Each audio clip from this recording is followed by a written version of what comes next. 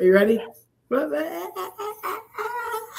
No, we are live. Jennifer Lacey, what are you doing? I'm home from an amazing conference that we had in Chicago, Converge Construction Summit. You are in the airport, so this should be fun.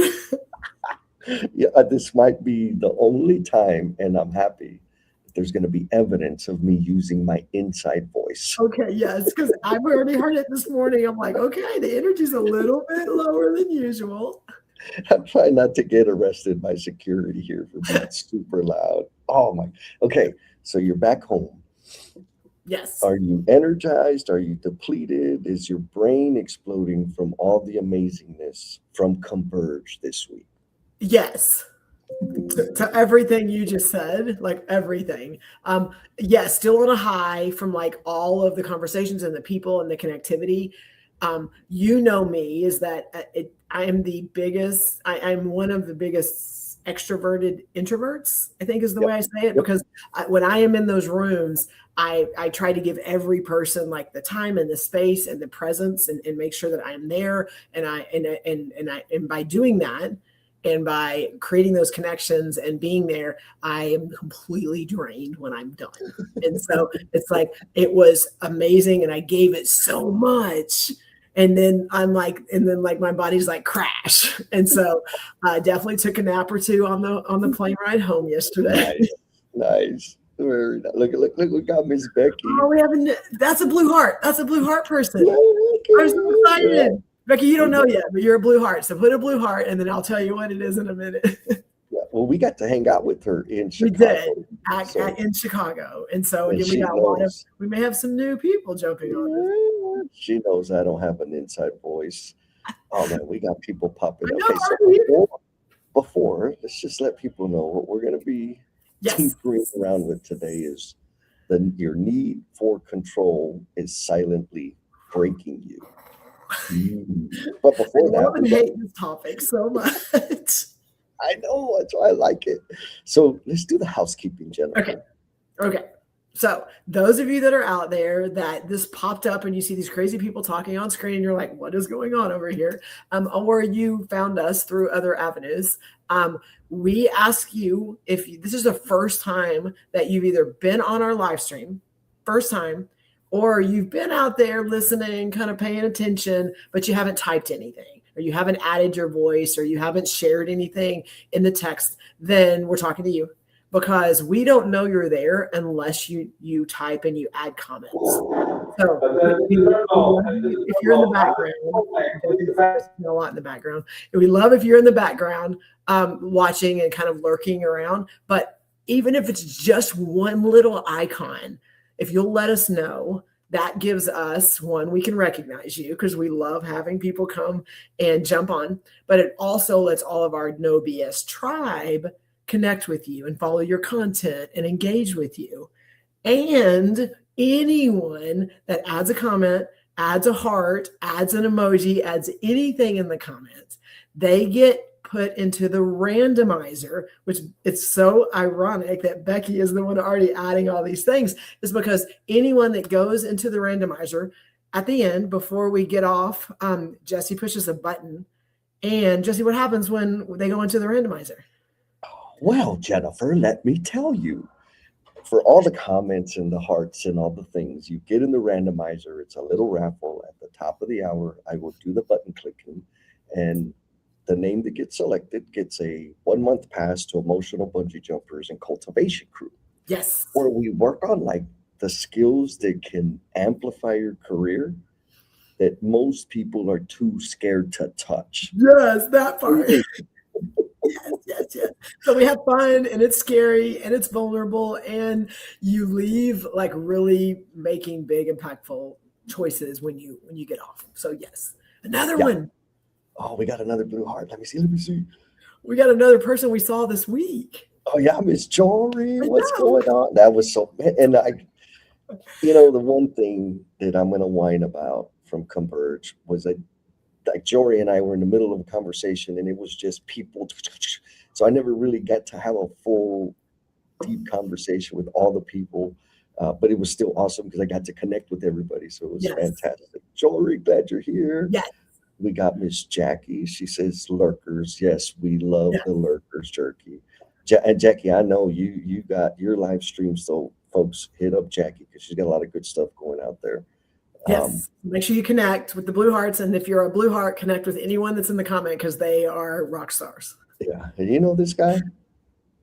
I mean, I do. It was funny. He was kind of poking in on some of our Converge stuff, like really wanting to be there, but not. I gotta say, I support the decision he made. It was an Yes. important decision for him to stay with the family. So way to go, Yeah. Mr. Hoots. Okay, so Jen, do we do Yes. the question? Do we hit him with the question? Well, first, like, okay, can we like give a little background on like where did this come from? Like a Yes. little, I mean, Yes. because I know, and we're going to be completely honest. Like, okay, normally our content for the live streams comes from like our previous live stream. We do an after party. We kind of get people to share more things, and then we leave that conversation and go, okay, Jesse, here's what's next. Here's what we need to dig into because it looks like there's some underlying things here. That's normally what happens. And then we got to Chicago on Wednesday and ran into Jesse at the hotel. And I'm like, Jess, so we have this live stream on Saturday and we don't really have a topic yet. What are your thoughts? He's like, I don't know. Let's think about it. And so over the last couple of days, we got to listen to some amazing speakers like talk about a lot of soft skill things and a lot of things that people struggle with that they're not really trained on, or they're not like given the skills before they get into the position. So we had a lot of like really cool breakouts that talked about those things. And one of them specifically from JD and Brian, it was about like control.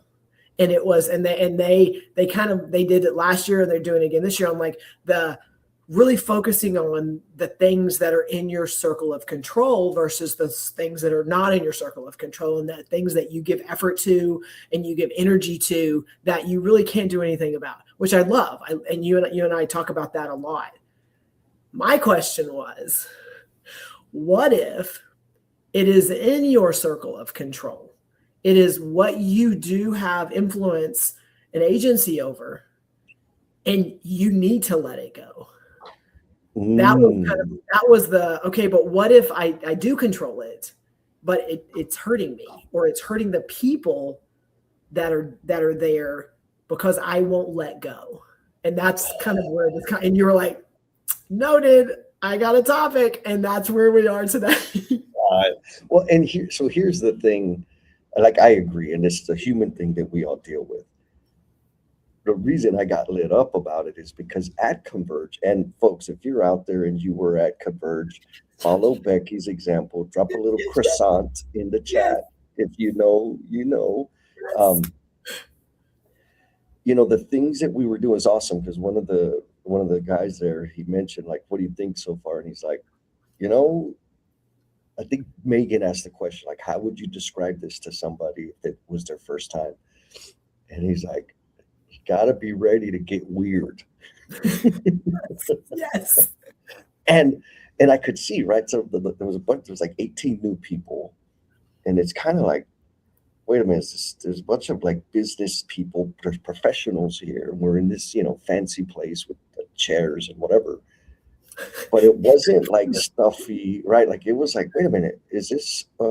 So what I could see was they were kind of wrestling with the having to let go of what they thought they need or how they thought they needed to behave and like relax, which is a little risky in a professional environment. Now, my what I know is if they didn't release that control and relax, they would have hated it and missed all the value.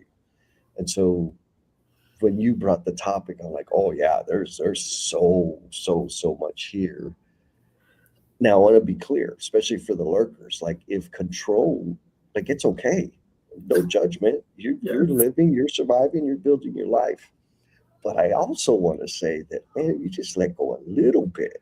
Yes. There's all kinds of amazing stuff that is on the other side of you releasing.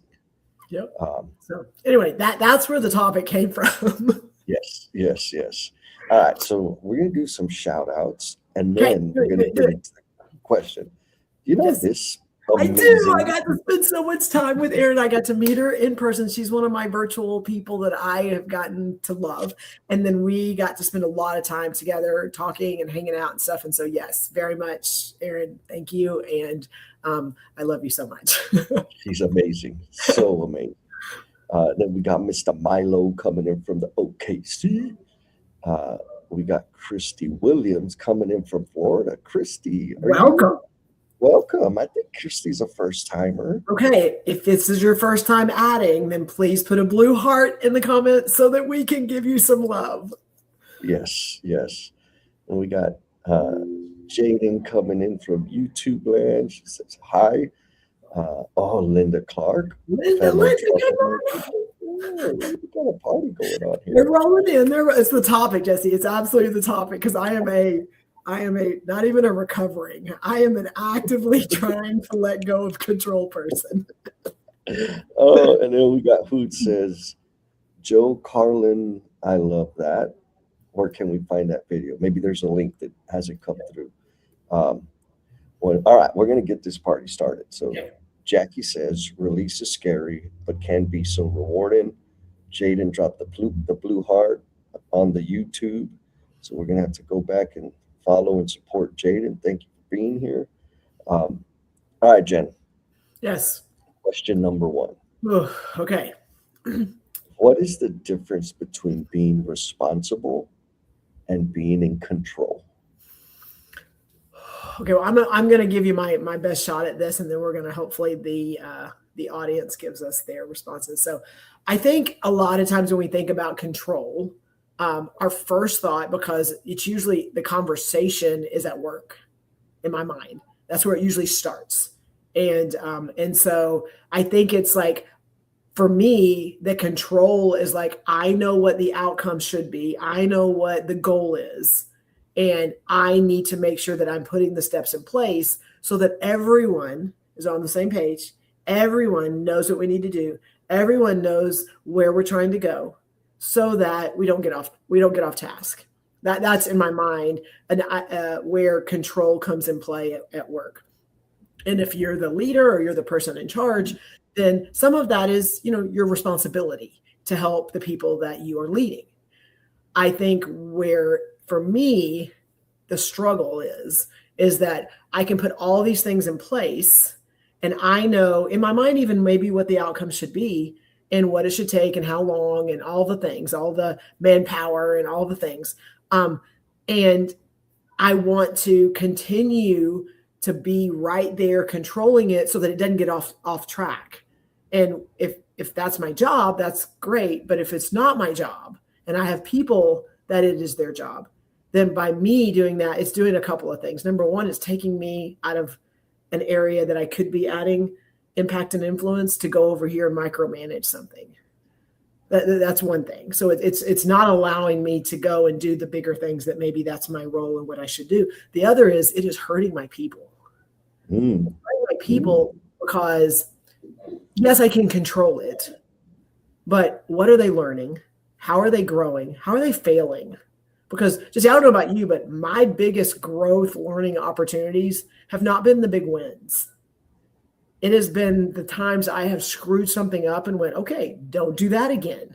Okay, don't make that choice again. Or, okay, that's not the way this works. That is how I've learned the most. And the most memorable ones that have like been seared into my brain on don't do that, Jennifer, because you know what's going to happen. How are our people learning that if we can't let go to be able to let them learn and fail? And so I start with work because, that's where most people go. 99% of my examples, and I tried to like put that together with work because I know a lot of people deal with that. 99% of my examples are from home. Yes. They're Yes. from home because I am a mother of 2 teenage daughters. Oh, amazing. Oh my God. Okay, so we did some investigative work, and Miss Okay. Christie is a first timer, and Jackie Yes. is responsible for bringing her. So Thank you, Jackie. beautiful. Well Yes. done. Thank you. Um, We got Mr. Christopher, repeat Good offender. morning. Yes, repeat offender. We love Christopher. And he's from Nashville. Is it something happening in Oh my God, Nashville? Christopher, stay on because we just got back from Converge Construction Summit in Chicago, and we're talking about a lot of stuff from that. We're going to be in Nashville next year, so stay tuned. Come on, baby. Yes. All right, so we got one answer from the Okay. tribe. So, folks, like Okay. for real, let us know what you think. What's the difference between being responsible and being controlling? Yep. Or maybe you don't see a difference. Let us know what your thoughts are. Miss Linda, I love Linda. She says responsible versus control equals adult versus psychopath. I mean, so I heard from someone else. You know, so I'm going to say it this way. I may Okay. ruffle some feathers, but I think, or my observation is, when I see people that are like controlling and can't let go and get in the way, and like it's not serving their intended outcome, it's more a rationalization.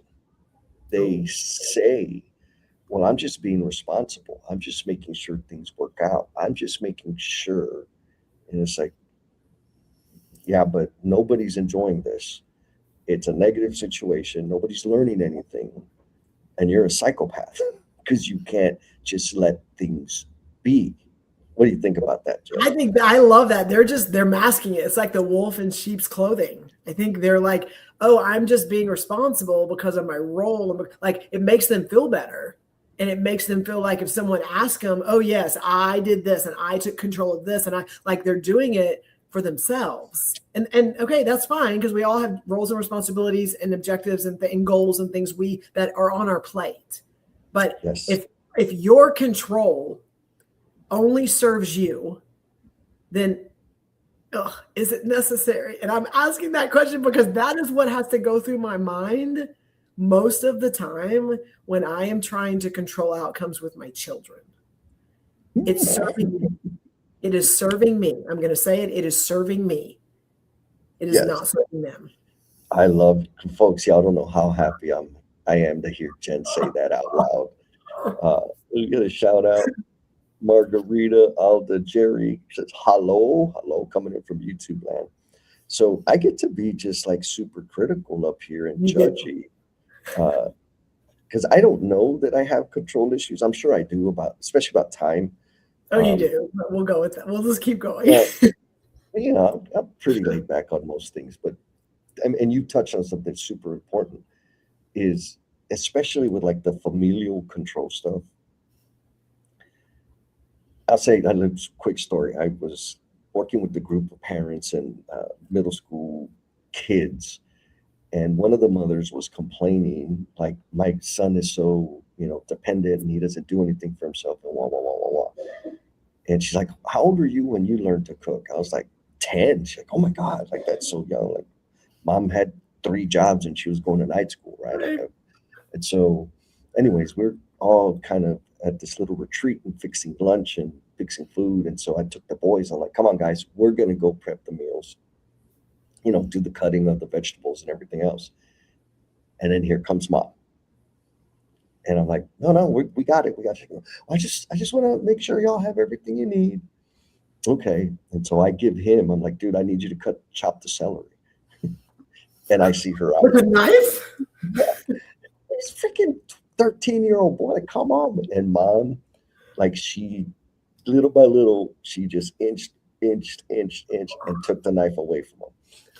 And she chopped the celery, right? Now, I understand that she's worried about her son getting cut. But she's also complaining about the fact that he doesn't do anything for himself. And so that's the thing I see. Now, when I used to run work, similarly, I had a particular way of running pipe. I always made sure that all the letters, I could read them and they were left to right and blah, blah, blah. And so I would make my guys do it that way. Nobody cares. It was going to be behind the sheetrock, but it was my way. It was a thing that I needed to have for whatever reason that did not contribute to the goal, to the intended outcome. but it felt right at the time. And I feel like I'm sure that there's tribe members out there that are swimming in that. And it's like, why am I so frustrated? Why are things this way? Maybe it's because you have like you're freaking controlling the hell out of everything. How'd I do, Jen? No, I agree, and I love that. I think it was, I believe, maybe Linda. I can't remember, but anyway, it's the uncertainty that we've learned from already. We've learned, we've figured it out, we failed, and you had a way of this was my solution, and it works, and everyone should do it. And I feel like that's a lot of the control of like we're trying to prevent something that we learned, and we lose sight of the fact of the learning. Like it's here, there's this outcome that we figured out, and this is what's working. And so now we can just bypass everything else and help them just get to this point. And yes, you can. And are you going to be there every time they have to make a decision? Are you going to be there every time that they need something laid out in front of them? Are you going to be there every time when it doesn't work? No, you're not. And your solution, which may be amazing based on where you were and what you're doing, may not be the only solution, may not be the best solution. And so what environments are you creating, and what are you hurting by, let me just lay this all out for you. Let me tell you everything. Let me put all of them the same way because this helped me in this situation, and that may not be what's important on their next job. So those are so that's what I got from what you just said, Jesse. Yeah, girl. That's it. That's it. Like Christy also says, I think control is rooted in insecurity. I agree. Like it's this thing, right? Because we think I gotta have control. I gotta make sure everything's in order, because whatever. But then because I think that once if I do it this way, it's gonna be perfect all the time. No, what it means is I have to do it that way, make it that way all the time. So it ends up controlling me. Because they become dependent on you. 100%. Yes. 100%. Yes. So Daddy Hoot says, responsibility, own what's yours. Control reaches for what isn't yours. And I'm going to expand. I agree. Okay. I'm going to expand on that in that and you've said it already, but it keeps people from building responsibility. Mm-hmm. Because it's always yours, right? And it starts to grow. And like, we're not saying like there's this perfect solution. Like things are going to go bad. Things are going to screw up. People are going to get hurt. Like, and I'm not saying like it's okay for people to get hurt. I'm speaking specifically that my child right now, the one probably out of the two that I try to make sure I put all the bumpers up and I've protected everything so that everything can be like as safe as it can be. My child that I'm trying to let go of some of that control because it's not helping her is now got 3 burns on her leg from hot glue because she was doing a craft with a friend and she had shorts on and she wasn't being smart. And, and she comes out and she's got big, huge welts. Am I a bad parent? Because I let my child, like 15 years old, do crafts with hot glue. No, I'm not a bad parent. No. I also don't like that she now has these burns that we're having to help. But you know what? She's probably not going to make that mistake again. Right. And it sucks. And I'm not going to say she needed to get hurt to learn it. But I couldn't just go, oh, no hot glue. Oh, you got to be at the table. Oh, yeah. Like that's me. That's me. Let me like I'm Jennifer, and I have very much tried to. I mean, it is what it is, and I've tried to do that for so long because I know what's going to happen, and I've learned specifically with children. I hate to say it happens with adults too, is that they have to learn themselves, and they usually learn by screwing up. Yeah. Pain and failure, girl. Yes. And it hurts when you're a parent and you're like, but you don't want hurt. I know, but that's life. Yeah. Well, here's the thing. Like, again, I'm just being judgy. When I see parents do that, it's like, You think they're learning a skill. They're not. They're just Right. repeating the same skill that they've been repeating for 20 years, which is listen to mom, listen to dad, or they're going to Right. lose their shit. They're not learning how to deal with the thing in front of them. All right, so we got Miss Linda. I love it. Yes. Okay. Linda says, my therapist beat me up this week. Experiential avoidance. You're trying to control uncertainty.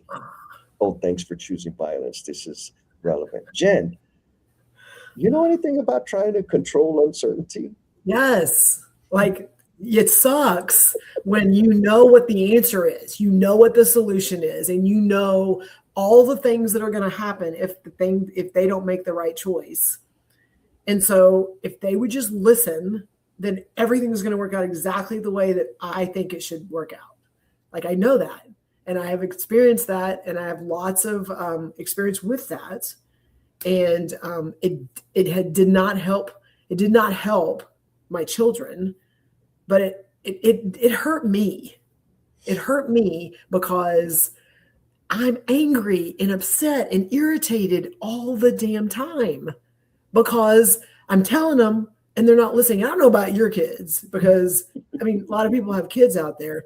I don't know about yours, but mine, when I give them advice or I tell them something, or even I like make a statement, I don't care if it's written in front of them by God himself. It doesn't matter.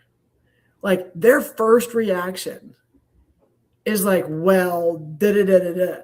This is what I read. This is what I saw. This is what so and so. That's their first reaction to everything that I say. It doesn't matter what comes out of my mouth. And then we proceed to argue, and I proceed to make my point. And they proceed to defend their point. And in the end, like, okay, I'm mad. I'm irritated. I'm angry. I'm yelling. And like, what did we accomplish? You started a good fight. I mean, and it was more of that than like learning. It was more of that of growing, more of that of, okay, coming back later going, oh, you were kind of right. Like, my bad. Mhm. Like I've learned that if I just stop and like, let this play out, even though I know how it's going to play out, I let it play out. And we may have a little burn on our leg. We may have a bleach spot on a shirt because someone didn't want to listen. Like we may have some things that happen but I've learned those little bitty things, like they're not making the same mistakes. Yes. Right. Oh, I love it. Okay, Miss Aaron. Miss Aaron dropped some wisdom. She says, if you control everything, nobody else owns anything. Stab me in my heart. Aaron, what the And inadvertently, you're telling them, I believe you're incapable. Yes. And boom, ceiling established. So I'm the problem still, is what you're saying. Maybe not you, the control. Yes. Milo comes with responsible is to be able to communicate the plan in such a way that all parties involved understand what done looks like. Control is not communicate and intervene at every step of the way. It's like color by numbers. Here's the thing. Here are the numbers with the colors. Go. And maybe they may color out other lines, especially if I'm the one coloring. Yes. But don't get in the damn way, because you want to develop people. Now, I also want to say there are appropriate times for control, for like rigid, stringent, forceful control. Yeah, for safety to the extreme of like you have to have control that people don't die. You have to have control to make sure like you've got to intervene to keep someone from really hurting themselves or hurting the people around them. Yes, especially in construction. Yes, and glue on the leg is not one of those times. I mean, it was for me, but I didn't. No one knew that outside of everyone on this live stream right now. Okay, so I'm gonna pick on Hoots here. Okay. Because I think this is a mindset thing that could help people. It says this is hard in construction because the super is responsible for the project's success, but must give up control to others to get it done. How do you feel about this example? So I'm gonna say how I feel about it. Yes. First of all, I have not met a single damn superintendent ever that built a whole project by herself or himself. Ever. Ever. Mhm. And so there's this mindset thing that's like, I have to build it. The success is mine because I built it. You didn't build nothing. There's a whole bunch of other people that were involved in it. And so I think there's a grandiosity there in that I can't be responsible for everything, but I want to take credit for the success. And so because I want credit for the success, I'm going to give myself more responsibility. And the fact is, you can put the conditions in place, get the logistics squared away, get the team environment to the best of your ability, and people have to go execute. So you're not controlling anything. You just think you are. That's my thought. No, I agree. And it's one of those, yes, the buck stops with you. We're not going to take that away. Like the good and the bad, like all the stuff rolls, it's going to hit. You're the one that has to own it. If it's a great project, if there are hiccups and things like that, like either way, it does start. It does stop and start with the superintendent. So I don't want to take away from that. I also get to watch superintendents that are amazing and they empower their people to have agency and autonomy. And that's letting go of some of that control. They have to trust that their people are going to do it. But the people that they've given it to have freaking blown up and Yep. have what they're doing now and what they're running work and running floors, 1 or 2 years in construction because of what they were given. Like, yes, it's a trade-off. You have to trust and you have to believe that you've given them the right skills to be able to do it. And they're gonna screw up. Hopefully not. They're gonna screw up a lot where it's gonna cost you a lot of money, and that you've kind of put enough, checks in place. But like the people that have been given that and they take it and they do something with it, like you are now creating and the next generation of builders that are going to be out to go and do bigger things. Like, Yes. isn't that the goal? Yes. Well, that's the thing. I'm going to say most of the time it's not. Most of the superintendents I interact with, they think one project at a time Oh, okay. and then start all over. They don't Yep.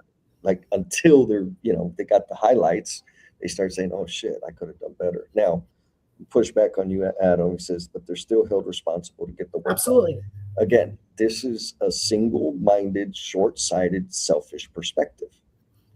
Because who doesn't get held responsible? Yeah. I was a plumber. I got my ass jumped when I didn't meet budget, I didn't meet schedule, when I didn't get my inspection, I got my butt jumped. When we finished a project on schedule, it was good. When it was behind, it was bad. Like internally within my organization, I was held responsible for a lot of things. And everybody on the project is too. Superintendent, you think you're special. You're not the only one. Again, it takes everybody, and everybody is being held responsible or we'll say, experiencing some consequences on whether the project performs successfully or unsuccessfully. The challenge is realizing, coming to terms with, you're not the only damn person on the job. There's a bunch of other people with like eyeballs and hands and legs. They too are contributing and experiencing consequences on the performance of the project. Well, when does responsibility go away? Well, I know when I decide I don't give a shit, when I decide that I'm not going to be accountable or I'm a low accountability person, then it doesn't matter. I'm a victim and it's everybody else's fault. Correct. So I'm speaking specifically to Adam and this conversation is you are feeding the problem. Like, yes, responsibility. Yeah. I mean, like, it's not just all of a sudden going to be like, you've given agency and autonomy. Now it's not your problem. Like, we understand that, but if you've given agency and autonomy and they've taken it and they've done something with it, it also takes some of that off of your plate to be able to go do other things and to not be like your mind and your brain and all of your energy focused on, are they doing it right? Are they doing it right? Like, they screw up, make a decision. They do great, make a decision. But like, you putting your energy and all of your efforts to try to control what the outcomes are, then why aren't you doing the job? Yes. Like why is someone else doing it? If you you're can't. gonna, I mean, I'm just saying like that. I mean, that's my question is if you want the responsibility, then do the dang job. If you know that you have other things you have to do, then trust the people that you've given the agency and the autonomy to do it. And again, help them along the way. Like I don't mean like jump them over the fence. Like be there, put the checkpoints in place, put the lessons learned, put the conversations on what's working, what's not. Like you have things that you can still do to be a part of it, but you're not the one that's like step one, step two. Like you got like, I mean, if you want the responsibility and you want, and then just do the dang job. That's where I'm at. And you can't. I have to say that. Right. Call my mom if you don't like it. Too bad. All right. So I'm going to throw the next question up. Okay. Yes. For the tribe. So here, this is a fun one. What relationship in your life would improve if you loosened your grip by 10%? Not give up total control, Adam, just 10%. Like, what kind of impact would that have on you, your mental wellness, your joy, and the relationships you have with other people? Now, there's a couple comments I want to come to, Yes. and then I'm going to blindside you. Becky dropping nuggets from Converge. What, who, and when? Beautiful. Yes, this could totally be applied. Adam, do you remember that part? Oh, no, you don't. You won't. Adam's going to be mad at me after today's show. Milo says, oh, okay. Milo says, it takes courage to be vulnerable, but it's better than being fearful and guarded. We got to watch a little bit of that this week, didn't we? We get some of the examples some of the exercises that we were able to, Jesse and I specifically facilitate, it is easier to be guarded and to control. I'm just gonna say, like that's my girl right there. See what she says? Yes, that's what I'm talking about, Dr. G. But it's easier. I'm just going to say it's easier to hold on to control. Like it's just easier. If you want to stay where you are and you want them to stay where they are, easy. Okay. It takes a little bit more. It's going to be uncomfortable. It takes vulnerability. It takes a lot of trust to be able to let it go. But then both people get better. Yes. I control. I mean, like for real, the word control keeps things in its current state, which means there's no room for growth or change. Right.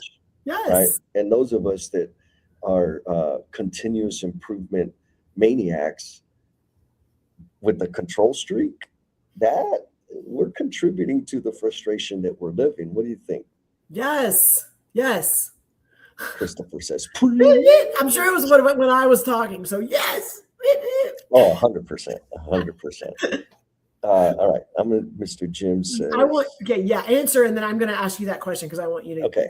Jim says, I prefer clarity over control. Same. If I can clearly communicate the expectation, it doesn't matter how you go from A to B. Intent. Yes. What is the intended outcome? Amen. Love that. Okay. And that's like old school superintendent that is like lean. And he's like, if you want to engage with someone right now, like he's got lots of lessons learned on things to do and things to not do. Okay. I'm gonna ask this question of you, and then we'll go to the comments in a little bit. So Jesse, what relationship in your life would improve if you loosened the grip by just 10%? So you have an invitation to push back or maybe put me in a direction, but I think that if I loosened my grip by 10%, I would have more relationships. Oh, I think, I've designed my life in such a way, and I have my filtering systems and all the other things that don't let serendipitous connection relationship happen very often. Okay, Jesse, I love this response. So the 10% is you. Oh, 100%. Yeah. Okay. So this is like kind of taking a turn, taking a little twist here. And so by you like letting go control, like most of us have been talking about like outward And that's where my brain goes. But you're like right now, because of, and you are, if you don't know Jesse, he is a very like, has this list, has this goal, has these, I'm going to accomplish these things on this day. And he's done a lot of data research on this is how many things I can accomplish each day. And this is the goal. And I can't start something new until like he's really good at that. And so you are saying that because of all of that maniacal stuff going on in your head, if you could like let go of 10% of the, here's the plan, here's the plan, here's the plan, it would allow you to potentially build more relationships. Why is that important? Well, I think I'll say it this way. If and when I do that, it would create space for relationships generally. Now, what would motivate me to do that is identifying a need or a gap that I have that a relationship could fill. Oh, right. And so, like, in terms of without it being super calculated, I would probably be more relaxed and more tolerant of conversations that I'm not tolerant about or people that I do care about, but there's stuff that they enjoy that I don't, so I limit.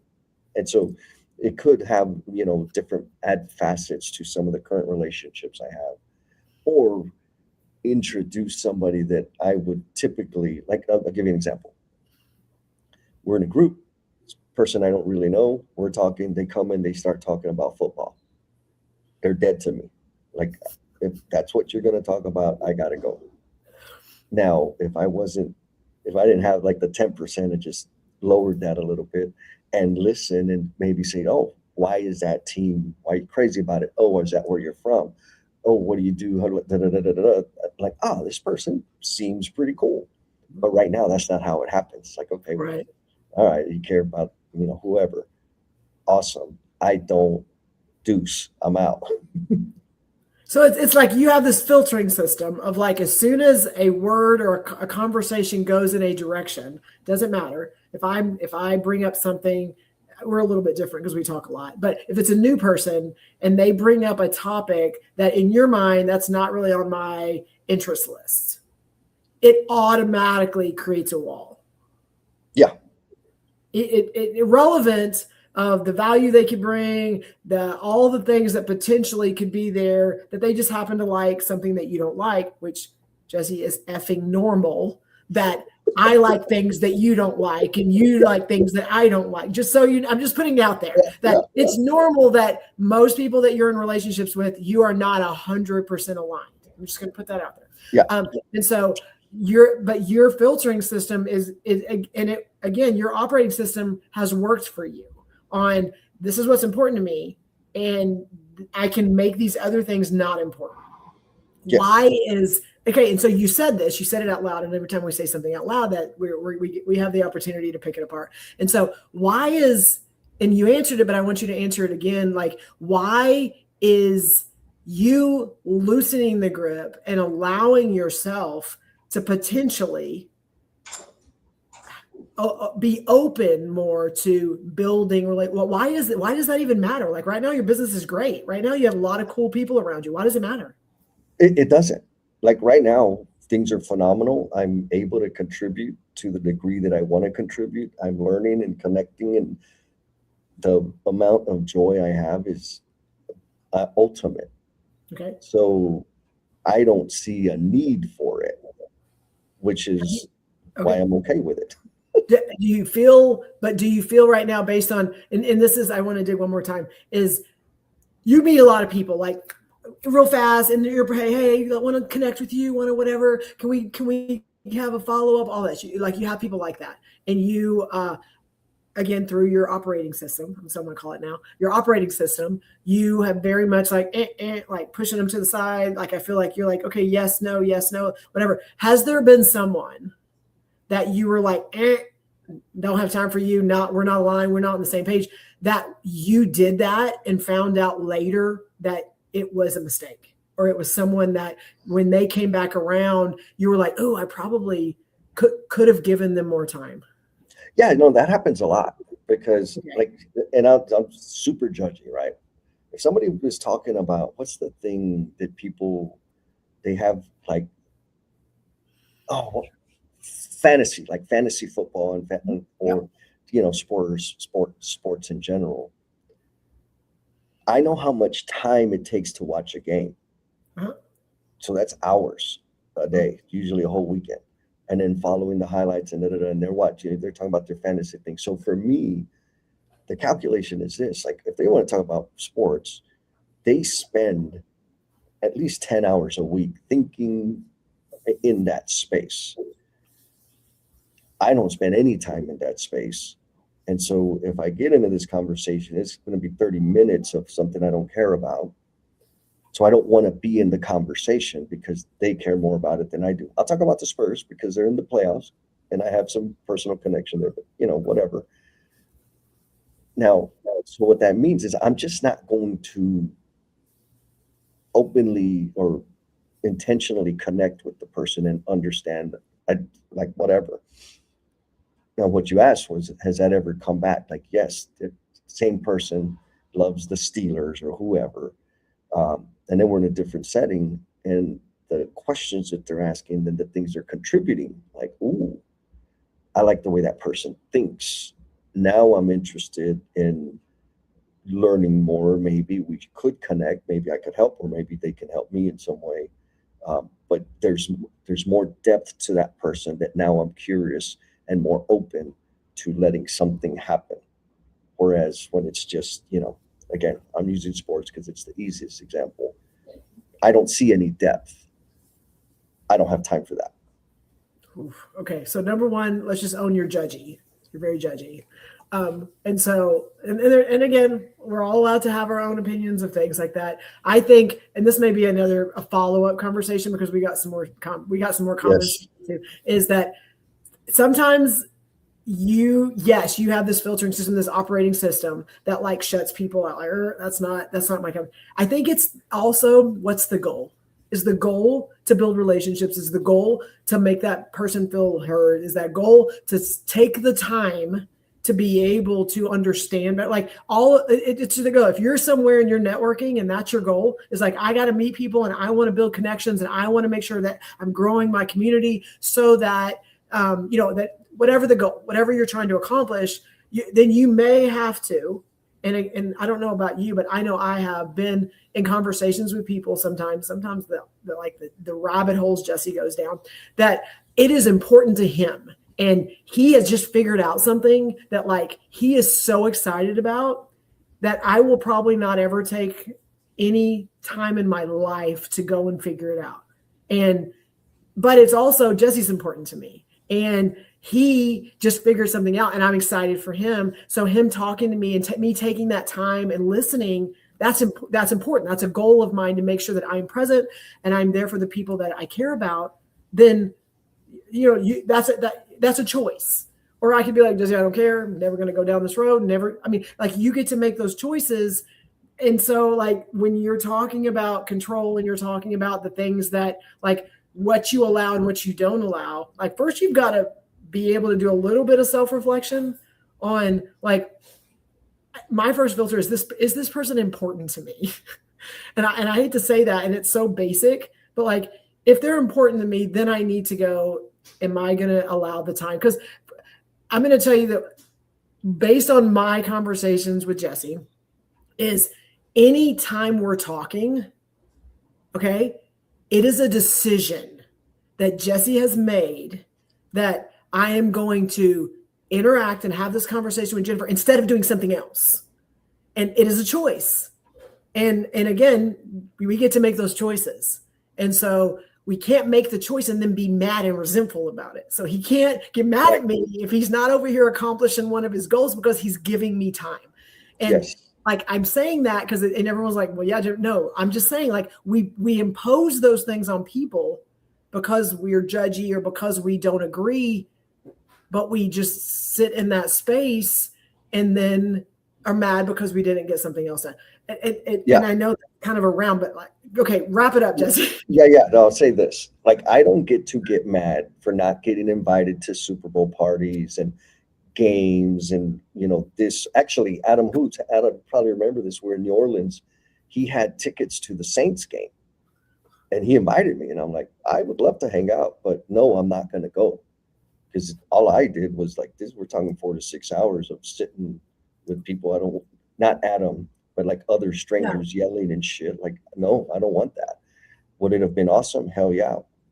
Would there have been stories? Yes, but it's just not a thing. So I don't get to be pissy about not getting invited to the game or to because people know, like, oh, Jesse's a pain. I won't be able to stay the whole game. I'll have to leave. Chris, thank you, Christopher. Says, don't feel bad. I like golfing because it's hard. It is almost impossible for me to play 18 holes. I get about 8 or 9 holes in. I'm like, okay, I got shit to do. I got to go. It's a thing. It's a total. Just wrap it back up, because I know we've kind of gone down a little trail here. Like, again, I feel like it was important because we've talked about your answer on like letting go control of yourself and being able to open yourself up to relationships, stuff like that. So bring it back to our circle of control and what we're trying to talk about. So the control thing is first, folks, recognize that you may have control issues. And what we're presenting to you is that if you loosen the grip, it will create space for a little more joy, a little more relaxation, and better outcomes in terms of, like, the worst part is controlling the way things are done creates dependency and will limit the growth of your people. Yeah. Now, when people are imminent danger, control the shit out of that. But not everything is imminent danger. Not everything is a life or death consequence. And so if you're frustrated with your people not growing and not contributing and not making decisions on their own, that's a sign that you're controlling the situation. You're the problem. You're the problem, 100%. Now, we have several answers to what relationship in your life would improve. Yes. Milo says, my marriage. From what I hear, those are important relationships. Yes. Beautiful. Thank you, Milo. Linda says, in writing, we talk constantly about loose hands on the reins. Clutching the reins doesn't do a damn thing on an 1,800-pound horse except make them mad. The sketchier it gets, the more I need to let go. Counterintuitive. I mean, there's so many. I mean, let's think about yes with Jen and Jess, Jen, right? Like, there's not a lot of controls in this whole situation. And when we first started it, it was uncomfortable. Oh, it was bad. But what would it be if we would have outlined and agendized and optimized? What would it be today? It wouldn't be. We don't even know if we would still be interacting. Like, you may not even be my friend anymore. Like, I know. And again, it started with, like, we did some live streams on a topic, and it was really cool, and we had fun, and it turned into a book, and we were like, we were driving. We got a lot of people like you that jumped in and contributed, and we were like, man, this is so cool. And then we like finished what our plan was. And everyone's like, what's next? And Jesse and I were like, what do you mean what's next? And they're like, what's next? What are y'all going to talk about next? And we were like, well, we don't have a plan to talk about anything else. And so he and I had to go, okay, like, there's this need, there's this pool. What are we going to do? And we're like, oh, well, we'll just, and Jesse, I remember this conversation. We'll roll out a platform, and you and I will do live streams. And we're like, oh my gosh, yes. Because we have 5S and we have A3 and we have all these lean things that we could break down and we can apply them, and we can like dig into things that people aren't talking about. We can relate them to things that are, I mean, we had all these series. I remember it. We like had these different things in lean that we could like pull them apart and make them our own and stuff. And we were like, oh, that gives us like 3 or 4 series. And so, and then like the first one, and please don't go back and look at any of the first year, maybe the first 6 months of us doing live streams, because we're like on 4.5 years right now. It was like, here's what we're going to talk about. And like, okay, what's the topic? What are the questions? What are we going to do? What are you going to say? What am I going to say? When am I going to ask you the question? When are you going to ask me? And it was so like, I was so in my head. It was like, when we got done, I'm like, I was like ready to go and like take a nap. Like it was so stressful and it was bad. Like it was really bad. And Jesse had done them for a while. So he had kind of knows, and we had just done live stream. So, and they went great. But it was like at that point, like, oh, we like officially rolled this out and this is ours. And we need a plan and we need to do all these things so people can get value. And it was so bad because I needed to control whatever was going to be said. And at that moment, we realized like we don't need a script and we don't need predetermined. I mean, we don't need predetermined questions to the point that y'all don't know this, but like we go live 8:00 every other Saturday morning. Jesse may get the questions from me at like 7:43, maybe a little early, but that's usually when I'm like, hey, here's some questions. Let's go with this. And then we get on, Jesse, about 15 minutes before the live stream and go, what are we going to talk about today? What do you think? What? And then we just roll it out and go. And it has been amazing. So yes, I had to like realize like, again, we just have to do this and see what happens and nobody may show up and that's okay. Yeah. And because of the low level of controls, it creates the space for people to contribute, which is where the tribe comes in and creates all the value that we're experiencing here. So by design, Becky says, I'd have more meaningful relationships. So Becky, I hear you, girl. Yeah. I love this. Miss Jackie says, oh, wow. What would help even 10% for me? I would probably see other people step up more, but it's so hard to give things away. I feel you, agree. Jackie. I feel you. So here's what I'm going to say, Jackie. Pick one thing, low risk thing, and let go. And just do it one time. And if the sky doesn't fall down, do it again. Yes. Hoots, props to my brother Hoots. He's working on his PhD right now. He says the relationship with his advisor, every time I get feedback from her to rewrite the whole damn thing, it's hard to give up control of my own work. I feel you, man. And you're putting your heart and soul to it. That's a good one. That's a tough one. All right, so we got like 3 minutes till randomizer time. And Aaron says, interest is a feeling. Showing up is a choice. One fades, the other builds legacy. Gangsta. She is. I'm telling you, she says things like so just nonchalant. Like just let me just drop this in here. Like and she said something when we were at Converge. She's like, uncomfortable is not the same as unsafe. Yes. And I like it blew my mind of like uncomfortable does not mean it's unsafe. Because I think people get so weirded out about I'm uncomfortable. I'm feeling like I'm whatever. And like you and I lean into the uncomfortable space on purpose because it is where growth happens. And it still also needs to be a safe space for people to do it. And so if you create a safe space, people are going to be, they're not going to be okay. And it's okay. So like, anyway, she drops bombs. So make sure you're connected to her. And I get to work with her. Jackie says, yeah, do it again. Thanks, guys. Yeah, like it's not life or death. It'll be okay. And Jen, you and I did this, right? I mean, well, I don't know if you knew. I think you knew what we were doing. I was always like, okay, just this little thing. Like, just let go of this little thing. Let's be flexible with this little thing. And then now here we are. And now it's like I do podcasts outside of ours. Like I have people that invite me to podcasts, and bless their heart, love them to death because not everyone functions the way that we function on this live stream. Is most of them, if not all of them, I believe all of them will give me the here's the questions I'm going to ask. They're like, give me, and some of them they want me to answer them ahead of time so they can kind of have some context. I'm going to tell you, if you're out there and you want me on your podcast, which I am all about sharing, if you send me questions to answer ahead of time, I'm not going to answer them. And I probably will not look at them. And I respect you and I love you and I love your processes. It will mess up me and my brain and what I say.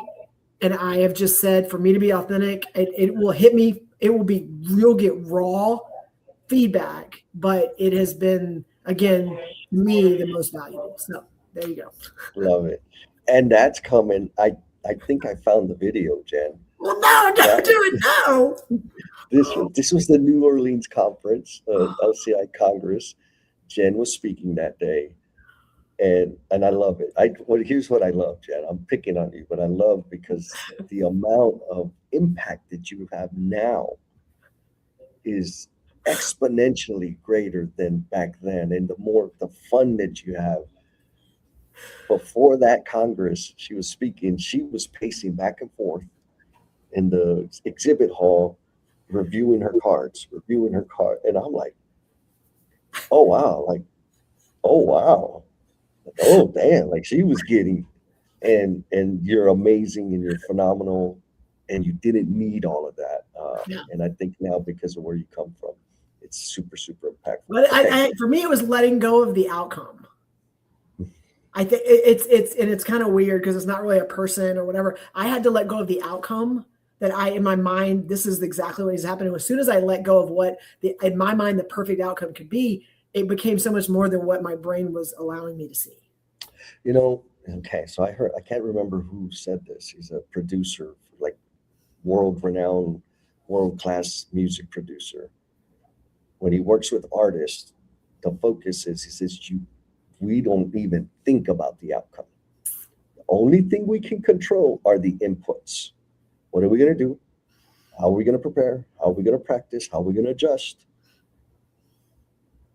Ignore the outcome, and that's what produces the great stuff. He said, and his point was the people that have the worst time are, we got to sell 10 million. It's got to be a hit. It's got to be a banger.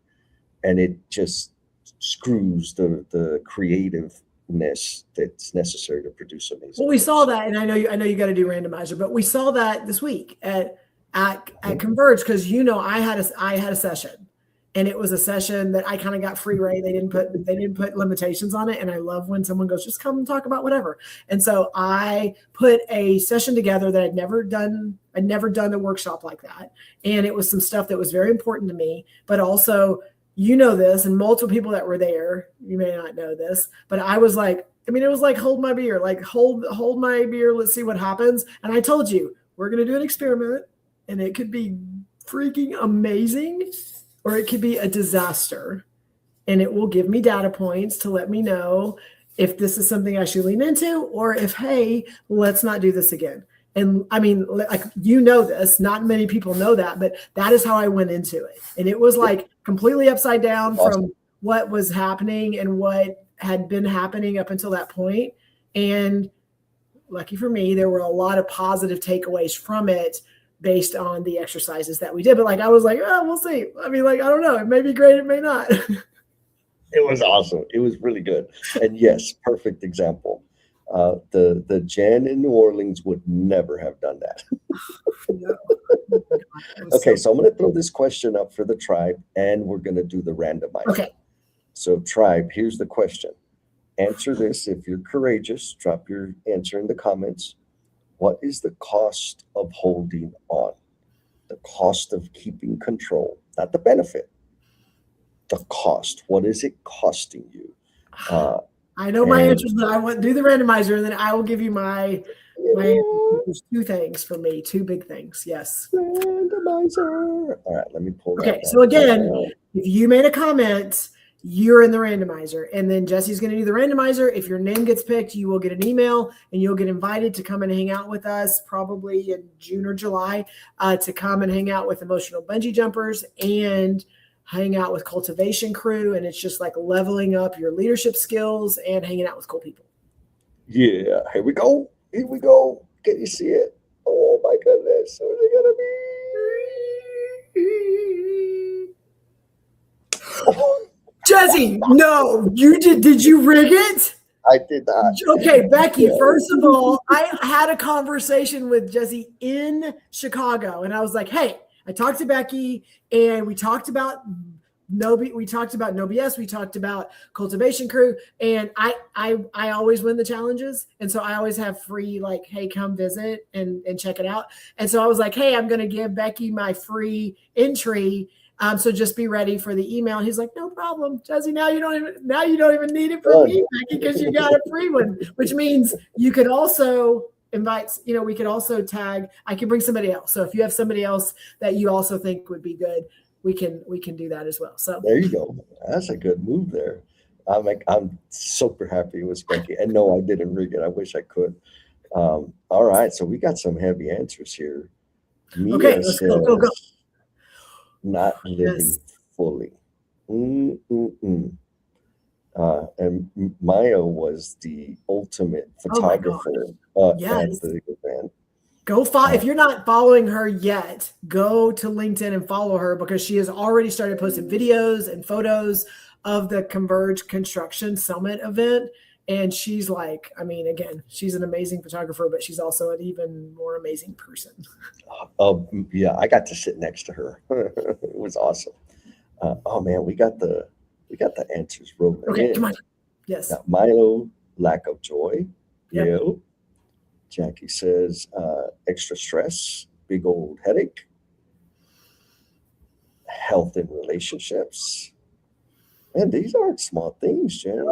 I know, like, yes, they're giving it out there. Sometimes it takes a little bit, get them out there. Not progressing in multiple areas. Yeah, that's the cost. Staying right where you're at. Yep. Ooh, yes, that's some reality. Now, I'm going to answer, but Jesse, I also want yours. Okay. Okay. So my answer, there's two, and then I'll explain them. Energy and peace. Ooh. That's the cost. That's what I have given up. That is what I have, just lost, and what has hurt me for a long time because of just holding on so tight. And for me, the energy piece is how much energy it takes to hold on. And as soon as I started letting go of some of these things, and if you haven't watched all of our live streams, some of the stuff is talked on previous live streams, when I started letting go of the things that like didn't matter that much, then like I had energy to go focus on other things. And I had energy to be able to like do bigger things. And then the other one is peace. And for me, it's with my kids. It's with my kids. Like, it's almost like, do you need to be right all the time just to make your point? And what are you losing and sacrificing in the process? It's the same thing for me when it comes to control. And I am a work in progress, but also the less control that I feel like I have to have, or even that I'm exerting outwardly, even though I may still have some control, when I'm exerting it, the peace I have with my children on just the conversations we're having, the relationship getting mended, the things that we're doing because I trust them, because they're able to grow and learn. It's what you want to do as a parent, but like I had to let go of some of that to be able to allow that to happen. So my answers. What about you, Jess? Well, first, I'm going to shout out Maya, because just how amazing and committed photographer she is. And you know how I feel about photographers and videographers. Like, okay, we did the thing, but now I got to wait 10 years to get the damn product. I don't like that. Maya has been working on uploading all the stuff she captured. So folks, and she's also the executive director of Crew Collaborative. So she's a player out there. She just don't wear that on her chest like she should. So for me, Jen, and I'm going to cheat, but it's 100% real. Like, the cost of me holding on is not becoming the promise I'm intended to be. This month is going to be 10 years of me living a sober life. Congratulations. Thank you. Yeah. And before I started down this path, and yeah, I do have control parameters in place, but I was ultra, like zero vulnerability, zero connection, 1,000 million, like I controlled everything, manipulated everything around me, and I was miserable. And since I started letting people in, opening up, being more vulnerable, the experience of like the joy, the fulfillment is beyond belief.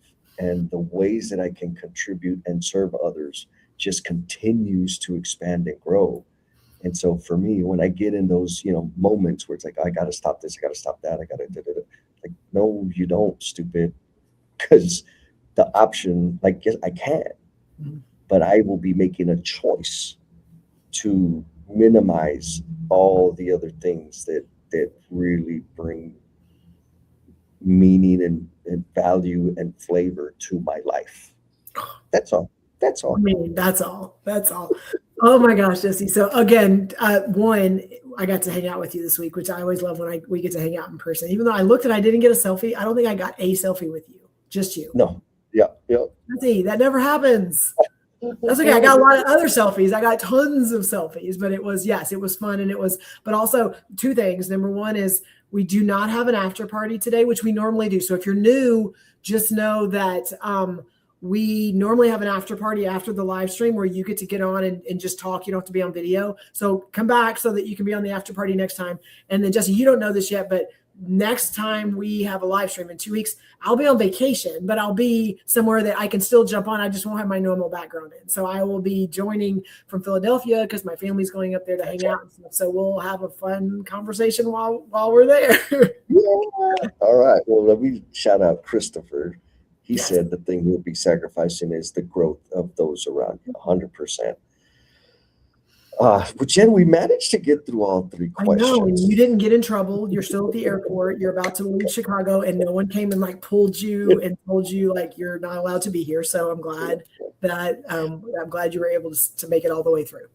Yes, 100%. Oh, look, Mia's got a picture of us. So there you go. Yes, good. Because I'm like, how did that happen? I love it. Well, folks, all the convergers, love you guys. Glad you all made it safe. All the No BS tribe, as usual, man. Thanks for showing up and contributing to the conversation and being vulnerable. Adam, please give me a pass for picking on you today. I couldn't help it. I miss you. That's a sign of me missing you, Hoots. All right, Jen, you got the music? Yeah, and I do. And just final thought is again, what is one thing you're willing to release this week? Think about it. Just like what is that? What is the one thing that I'm gonna let this one little decision not be something I have to control? That's the challenge. That's it. All right. I'm time to control the music.